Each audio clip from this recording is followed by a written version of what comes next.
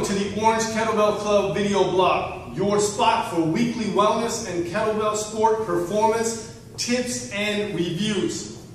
This week we're here with Brittany van Schravendijk, Master of Sport in kettlebells, and she is going to share some really cool tips, 3 tips that you can remember when you are practicing your kettlebell snatch technique.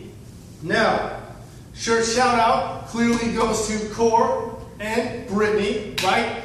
Core Strength and Conditioning is down here in San Diego, California. If you're ever out here, you gotta stop by. This place is super sick. We got some rubber atlas stones, giant tires, we got ropes everywhere, whatever you need. Don't forget the kettlebells. Okay, so there may be a whole bunch of kettlebells too.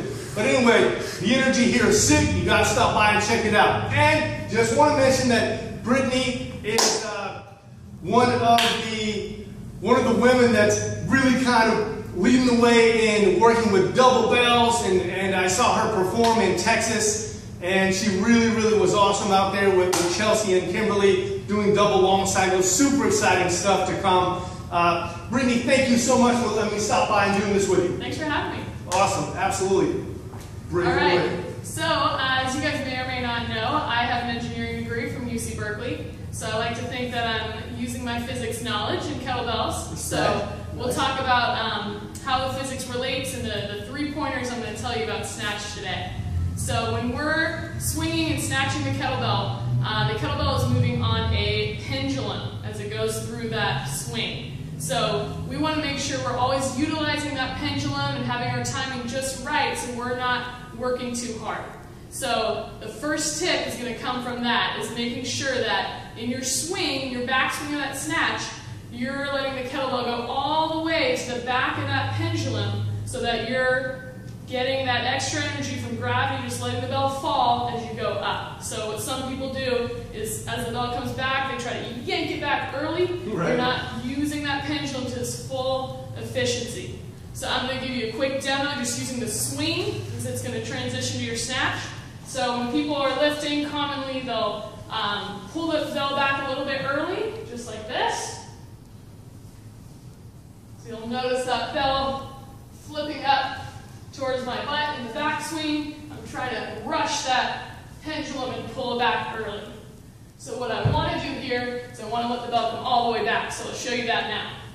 Reaching that bell all the way back in the swing so it's not flipping up. And from there, I get a nice, easy snatch at the top.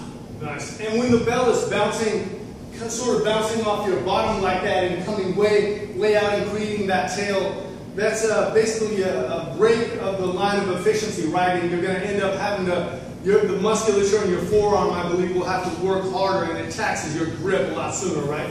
Exactly.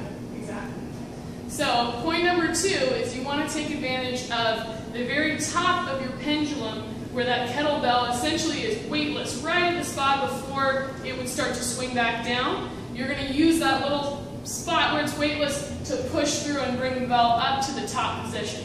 So good drill for that is to do 2 swings, kind of loosening your grip up so you get used to that that's the spot where you'll push through. And then after those 2 swings, going up into the full snatch. Nice. So you'll swing the bell back, kind of a loose grip at the very top, right there where that bell is weightless, and then you snatch it up. You bring it back down, swing, and push through right when you get it to that weightless position.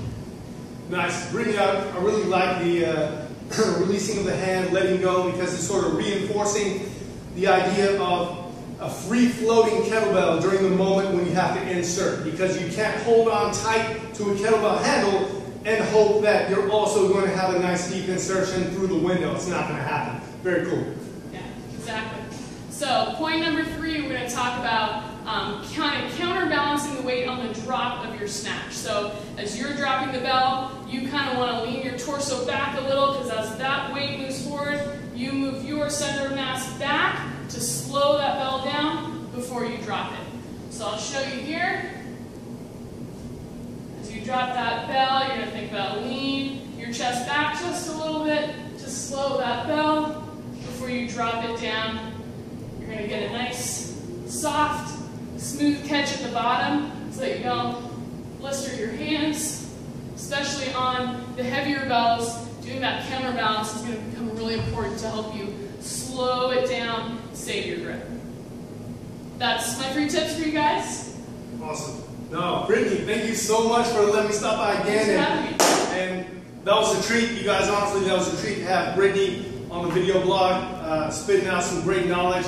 And really try those tips out. It'll conserve grip and conserve energy, allow you to be a more efficient lifter in the snatch for sure. Thank you so very much. You're welcome. I really appreciate it. Make sure you check out my blog for some more tips, kvfitbrit.com. Boom, there it is. I'm Jason Dolby, and this is Brittany van Schravendijk.